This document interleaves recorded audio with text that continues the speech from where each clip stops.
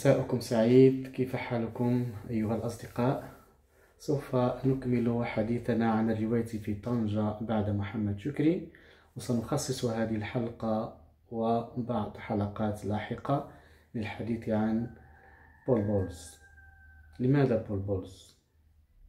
بول بولز لأنه هو في نظري هو الذي جلب شعلة الرواية إلى مدينة طنجة، وهو الذي كان له الأثر الكبير في نشأتها وتطورها.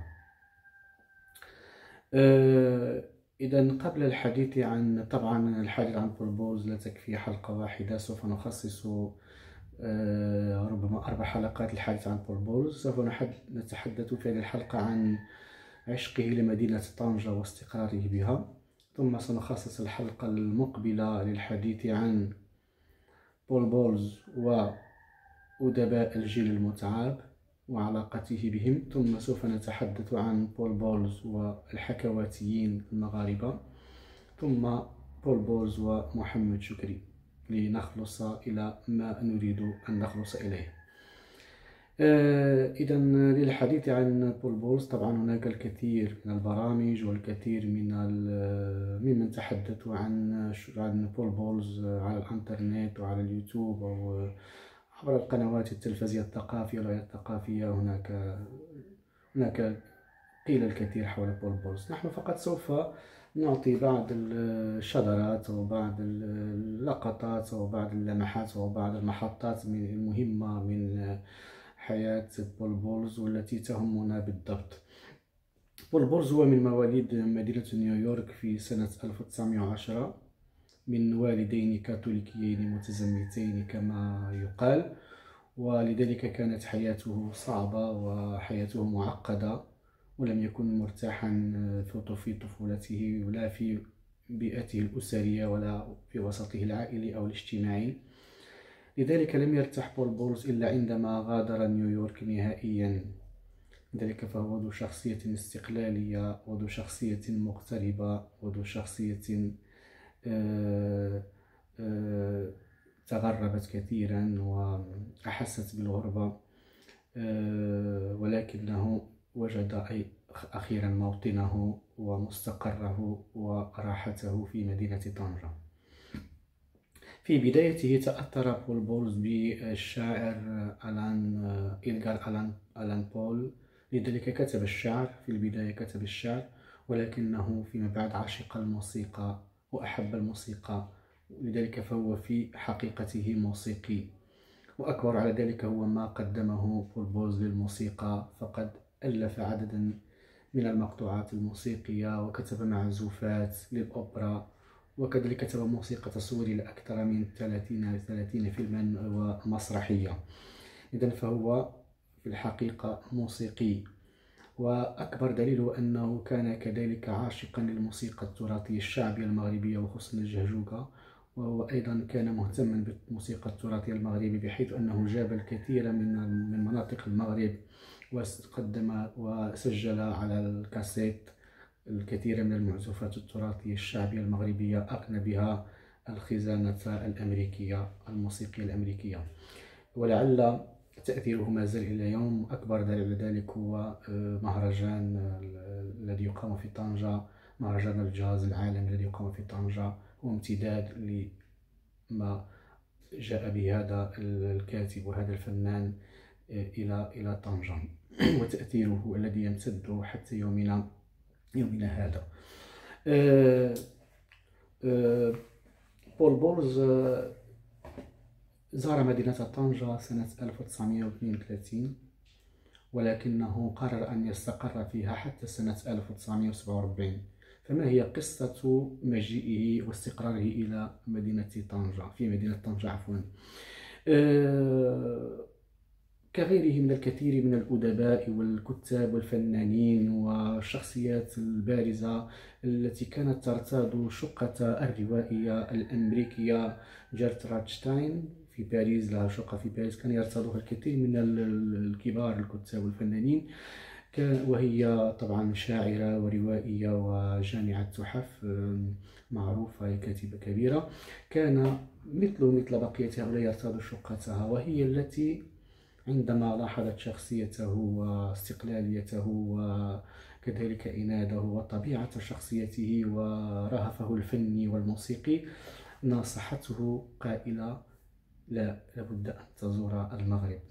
وقالت له أن تزور المغرب وخصوصا مدينة طنجة، وقالت له بالحرف بمثل هذا الحرف ومثل هذه العبارة: ستروقك مدينة طنجة كثيرا. ولكن بطبيعة شخصيته وعناده وأنه صعب الإقناع، لم يكن ليقتنع بسهولة، ولكنه في الأخير اقتنع بنصيحة هذه الكاتبة الروائية الكبيرة، وقرر هو وزوجته جين بولز أن ينتقل أو يسافر إلى مدينة طنجة ويستقر فيها أخيرا. مدينة طنجة هذه المدينة الكوزموبوليتانية، مدينة طنجة، كل شخص يدخلها يصبح مواطنا عالميا. فطنجة حينها كانت كما هو معروف مدينة ذات نظام دولي. لذلك فبول بولز وجد في هذه المدينة مرسى لكل العابرين أو المقيمين من الأدباء والفنانين العالميين أمثال جاك كرواك، جورج فيدال، جون جينيه، تيريز ويليامز وغيرهم. مباشرة بعد إقامته بمدينة طنجة بعامين كتب روايته الأولى بول بولز، وهو في الإجمال كتب 4 روايات، لعل أشهرها وأجملها فنيا حسب رأي النقاد روايته السماء الواقية وكذلك دعه يسقط. كتب بول بولز ما يقارب 57 قصة نشرت في العديد من المجلات والدوريات والصحف العالمية. كذلك كتب عدة مقالات ومذكرات ويوميات، ولعل أشهرها المقالات التأملية. وكذلك أشهر مذكراته أو يومياته هي تلك التي كتبها عن طنجة معنونة بيوميات طنجة من سنة 1987 إلى سنة 1989. صور فيها علاقاته اليومية وصداقاته وردود أفعاله، وكذلك مشاكله مع ناشري إنتاجه، وحتى هواجسه الصحية النفسية والجسدية. إذن بول بولز عاش حياته من سنة 1947 بقية حياته من سنة 1947 حين قدم طنجة حتى وفاته سنة 1999. ما يهمنا لا يهمنا حياة هذا الكاتب الشخصية ولا طبيعة حياته، ولا ما يهمنا هو تأثيره البالغ في الإبداع والكتابة الروائية بمدينة طنجة. فهو كتب الرواية بنفسه وكتبها باللغة الإنجليزية، ولكن حول مدينة طنجة. لذلك فنجد الأدب الأمريكي يقصي بول بولز من تاريخه الأدبي، فهو مقصير من التاريخ الأدبي الأمريكي لأنه يكتب عن فضاء آخر هو فضاء مدينة طنجة. إذن فهو كاتب طنجاوي يكتب باللغة الإنجليزية، أو كاتب استقر في طنجة وكتب عن طنجة ولكن بلغة أجنبية. كذلك هو كان سببا في قدوم الكثير من الأدباء الأمريكيين والأجانب ليكتبوا عن طنجة وبمختلف اللغات. كذلك أنه كتب الإنجليزية ما يحكيه الحكواتيين. مجموعة من الحكواتيون حكوا لبول بولز شفهيا، وسوف نتحدث عن ذلك في حلقات مقبلة، وهو كتب ذلك في كتب، يعني حول ما هو شفهي، ما هو تراثي شفهي، إلى ما هو مكتوب، حول فنا حكائيا إلى فن روائي. كذلك بول بولز ساهم في ظهور روائي عالمي كبير، وهو الذي قدمه للعالمية، ونقصد هنا بالذكر الكاتب محمد شكري الذي ترجم له كتاب الخبز الحافي، وسوف نتحدث عن ذلك كذلك بتفصيل في حلقة مقبلة.